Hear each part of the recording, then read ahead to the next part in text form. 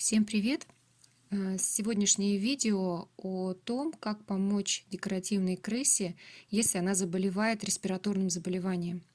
К сожалению, эти животные очень часто болеют респираторкой, но если заболевание поймать прямо на начальной стадии, то можно дать ей не разболеться, потому что у крыс очень все быстро протекает и может перейти быстро в воспаление легких и повлечь за собой смерть животного. Значит, что нужно сделать? Вы, во-первых, всегда прислушивайтесь, не сопливит ли ваша крыса, чихает, гуканье, сопение, какие-то непонятные звуки. Это все признаки надвигающейся болезни. Поэтому тут поможет обычная ингаляция в небулайзере физраствором. Но только если это поймать на самом-самом начале. Значит, что нам для этого потребуется? Бусечка у нас, вот, к сожалению, было очень холодно в квартире, и она стала я замечать, что у нее появились сопли, немного порфирина и гуканье такое глухое.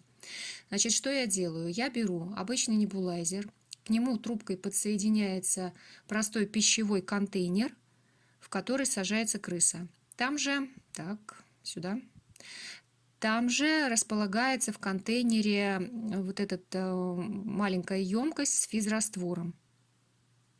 Ну, беру где-то примерно 5 миллилитров, шприц туда выливаю физраствора, и на 15 минут этого, в принципе, хватает. Все это, значит, вот так выглядит в контейнере. Вот так.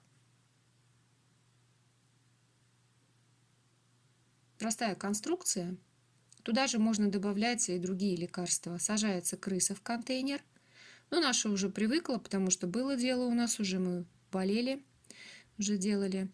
Вот. И включается небулайзер. Как только пар начинает выделяться из вот этого сосуда в контейнер, крыса дышит просто вот этими парами физраствора, и таким образом, естественно, очищаются ее дыхательные пути.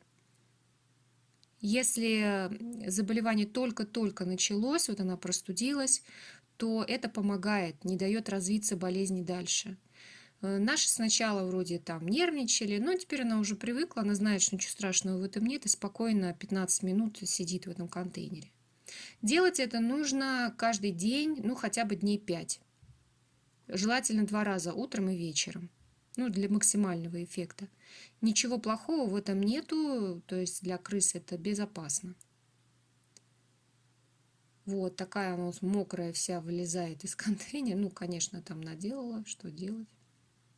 Так что вот такой простой способ помочь вашему питомцу, если вот только-только вы услышали какие-то звуки непонятные, чихание, постоянно текущий нос, порфирин выделяется, это поможет. Это я нашла на одном сайте про крыс, опытный крысовод посоветовал. Вот он именно так лечит, особенно маленьких, им не хочется давать какие-то антибиотики, лекарства сразу.